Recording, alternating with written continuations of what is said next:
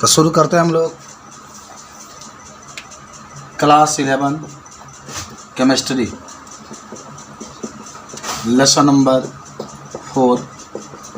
और आज का जो टॉपिक रहेगा, पहले लुईस बिंदु संरचना। लुईस बिंदु संरचना का पहले एक चीज़ हम बता देते हैं। पहले हम लोग पढ़ेंगे संयोजी कोष, ठीक है। उसके बाद से पढ़ेंगे हम लोग संयोजी या संयोजकता इलेक्ट्रॉन। उसके बाद से हम लोग पढ़ेंगे आज लुईस प्रतीक। लुईस प्रतीक, ये 3 आज का हेडिंग रहेगा, या इसी को हम लोग कहते हैं लुईस बिंदु संरचना। लुईस बिंदु संरचना। आप सभी लोग जानते होंगे कि जितने भी तत्व होते हैं उन सभी तत्वों का हम लोग इलेक्ट्रॉनिक विन्यास करते हैं बोहर के परमाणु मॉडल के आधार पर। और का नियम होता है 2, 8, 18, 32, 50। याद आ रहा है कुछ? तो पहले हम लोग संयोजी कोष जानेंगे, संयोजी इलेक्ट्रॉन जानेंगे, तब लुईस प्रतीक जानेंगे। 3 टॉपिक आपका रहेगा। तो किसी भी तत्व के जब इलेक्ट्रॉनिक विन्यास करते हैं और उसका जो अंतिम कोष होता है उसी को कहते हैं संयोजी कोष। याद करो, किसी भी तत्व का जब इलेक्ट्रॉनिक विन्यास करते हैं और जो अंतिम कोष होता है उसे हम लोग कौन सा कोष कहते हैं? संयोजी कोष कहते हैं। तो एक टॉपिक पर लिखते हैं, देखो संयोजी कोष।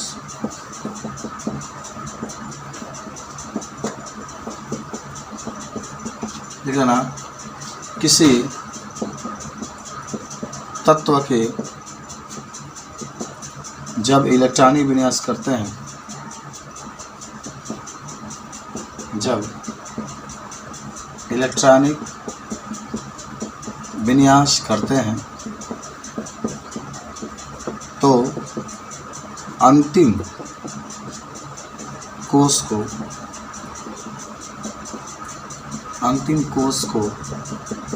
संयोजी कोष कहते हैं।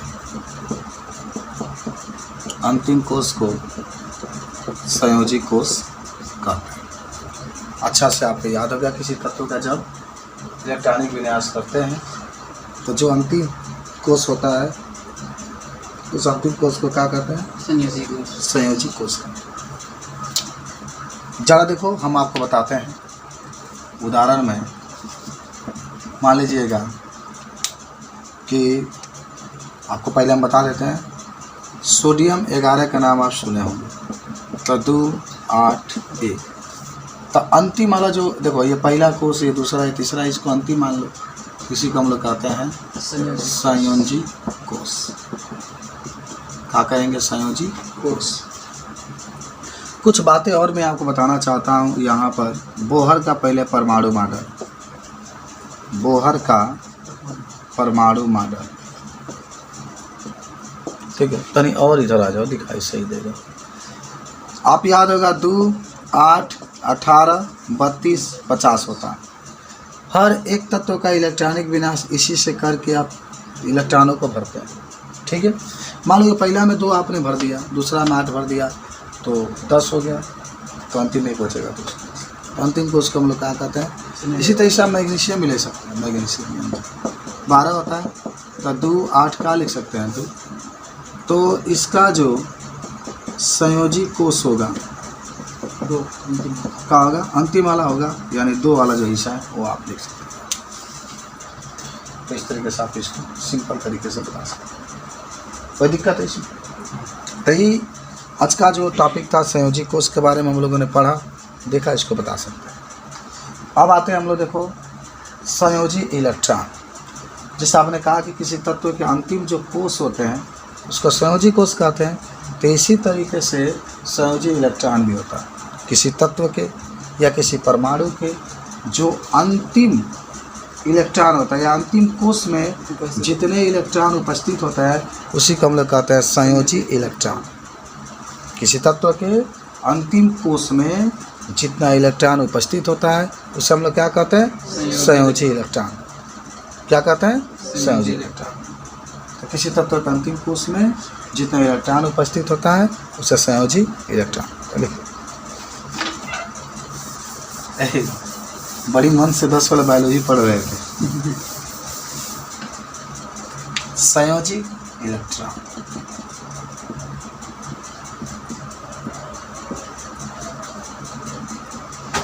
लिख लो। किसी तत्व के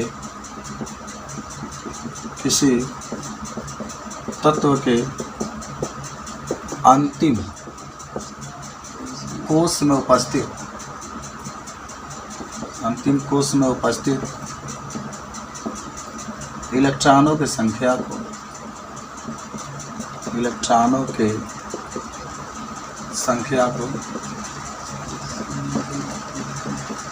क्या हो रहा है भाई भोले बाबा? संयोजी इलेक्ट्रॉन कहते हैं। संयोजी इलेक्ट्रॉन ठीक है। इसके भी कुछ एग्जाम्पल होंगे जिसको हम लिख सकते हैं। उदाहरण सोडियम लिख सकते हैं, इसका उदाहरण मैग्नीशियम लिख सकते हैं, एल्युमिनियम लिख सकते हैं, फिर कैल्शियम लिख सकते हैं 20। इन सबका इलेक्ट्रॉनिक विन्यास करना है। ज़रा सोचो, मुझे बताओ। सोडियम है तो इसका इलेक्ट्रॉनिक विन्यास कितना होगा? 2 8 क्योंकि 11 है। तो अंतिम संयोजी इलेक्ट्रॉन कितने होंगे? 1। अंतिम एनु है संयोजी इलेक्ट्रॉन। मैग्नीशियम है तो इसका तो 2 8 2 होगा। और इसमें संयोजी इलेक्ट्रॉन कितने होंगे? अंतिम में 2 है ना, तो 2 लिख लेंगे। और इसका तो 2 8 3। इसमें जो संयोजी इलेक्ट्रॉन होंगे कितना होंगे? 3। तो इसका 2 8 8 2। इसमें संयोजी इलेक्ट्रॉन 2 होंगे। 5 6 भी होगा तो वैसे ही लिख देंगे। हाँ 5 मिलेगा तो 5 ही लिख देंगे। मान लो ऑक्सीजन है 8 होता है ना, तो 2 6 लिखेंगे इसका।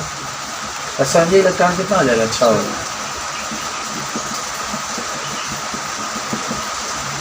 चलो संयोजकता इलेक्ट्रॉन का होता है। देखो अभी हम लोग पढ़ेंगे रासायनिक अभिक्रिया या रासायनिक संयोज। तो कहने का मेरा मतलब है कि जब किसी भी परमाणु की इलेक्ट्रॉनिक विन्यास करते हैं तब केवल रासायनिक अभिक्रिया में बाहर वाला इलेक्ट्रॉन ही भाग लेते हैं। अंदर वाला इलेक्ट्रॉन एकदम सुरक्षित रहते हैं। तो जो बाहर वाला माने जो अंतिम कोश वाले इलेक्ट्रॉन होते हैं उसी को कहते हैं संयोजकता इलेक्ट्रॉन। बात समझ रहे हैं? तो लिख लो। किसी रासायनिक अभिक्रिया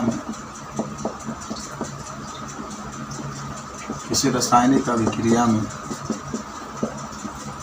केवल सबसे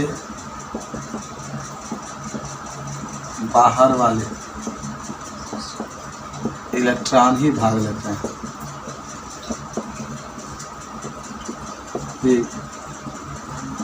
लेते हैं। जिसे संयोजकता इलेक्ट्रॉन का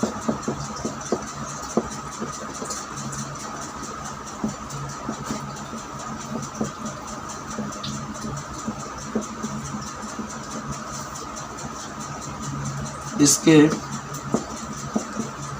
आंतरिक इलेक्ट्रॉन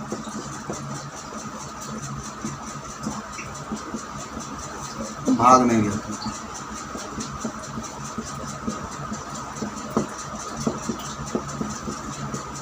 ठीक है, केवल बाहर वाले इलेक्ट्रॉन ही क्या होते हैं?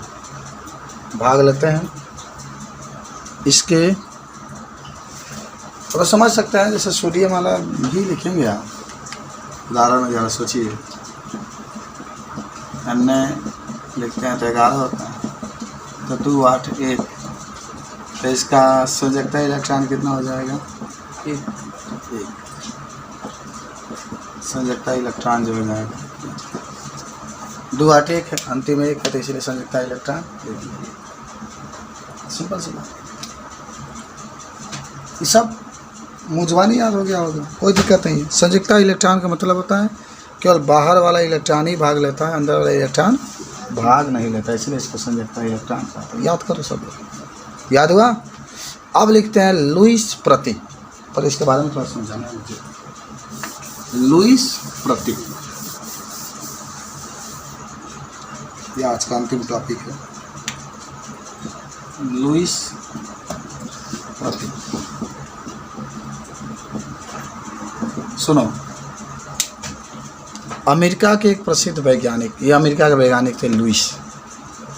अमेरिका के माने प्रसिद्ध वैज्ञानिक थे लुईस, और लुईस ने इलेक्ट्रॉनों को माने अंतिम कोश में उपस्थित इलेक्ट्रॉन को एक बिंदु के द्वारा माने कैसे प्रदर्शित किया जाएगा, एक बिंदु के द्वारा प्रदर्शित किया जाएगा या क्रॉस के चिन्ह से प्रदर्शित किया जाएगा, माने उसने एक प्रतीक बताया, उसी को लुईस प्रतीक कहते हैं। अपने ही नाम पर वो लुईस प्रतीक रख दिया। क्या कहा गया कि अमेरिका के एक वैज्ञानिक थे जिसका नाम था क्या, लुईस। लुईस ने किसी परमाणु के या किसी तत्व के अंतिम कोश में जितना इलेक्ट्रॉन उपस्थित होता है उसको कैसे प्रदर्शित करेंगे, माने एक प्रतीक के रूप में कैसे प्रदर्शित करेंगे, इसके बारे में उसने बताया। इसीलिए इसको हम लोग कौन कहते हैं, लुईस प्रतीक कहते हैं। इसके ऊपर आप डॉट से भी दिखा सकते हैं, क्रॉस से भी दिखा सकते हैं। तो लिखते हैं लुईस प्रतीक। देखो, एक अमेरिका के वैज्ञानिक, एक अमेरिका के वैज्ञानिक लुईस ने, वैज्ञानिक का नाम लुईस है। लुईस ने यह बताया कि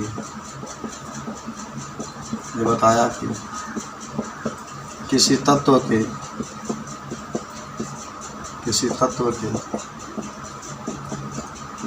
अंतिम कोश में उपस्थित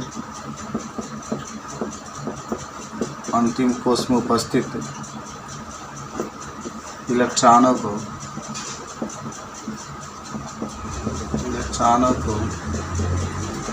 एक प्रतीक के रूप में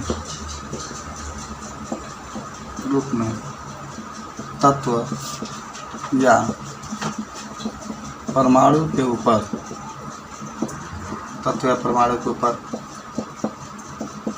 प्रदर्शित किया जा सकता है, जिसे लुईस प्रतीक कहते हैं।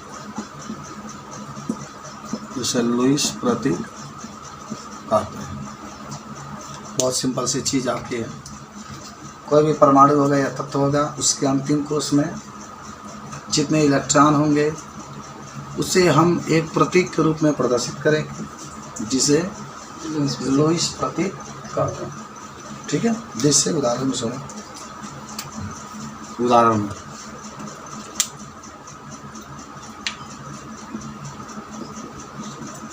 1 2 3 इधर आ जाओ, 4 5 6। यहाँ पर मान लो सोडियम, मान लो हाइड्रोजन, इसका तो 1 होता है, हीलियम 2 होता है, लिथियम 3 होता है। अब आगे पे सोडियम लिख लो, 11 होता है। ऑक्सीजन लिख लो, 8 होता है। क्लोरीन लिख लो, 17।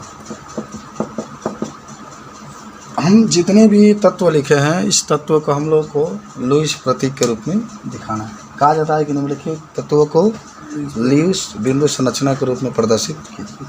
हाइड्रोजन है, बताओ पहले इसका इलेक्ट्रॉनिक विन्यास करिए। हाइड्रोजन का तो कितना होगा, 1 होगा। अब इसको लुईस बिंदु के रूप में जब लिखेंगे, लुईस प्रतीक के रूप में, तो हाइड्रोजन 1 है, तो बस हाइड्रोजन के ऊपर 1 प्रदर्शित करेंगे। हीलियम है, हीलियम का 2 होता है। तो जब लुईस प्रतीक के रूप में लिखेंगे तो हीलियम लिख करके 2 का बिंदु। लिथियम कितना है, 3 है, तो 2 और 1 लिखो। जब इसका लुईस प्रतीक लिखोगे तो अंतिम में 1 है, एक बिंदु यहाँ पर। समझ में आ रहा है? यहाँ पर मान लो कि सोडियम है तो 2 8 1, इसका जब लुईस प्रतीक के रूप में लिखोगे तो कितना लिख देना है? एक सोडियम के ऊपर 1 लिख देना। अंतिम में बस, अंतिम में जितना इलेक्ट्रॉन होगा उसको, ऑक्सीजन का है तो 2 6, इसका जब लुईस प्रतीक के रूप में लिखेंगे तो 6 है ना, 6 दिखा दीजिए। ऑक्सीजन लिखे तो 2 2 4 2 6।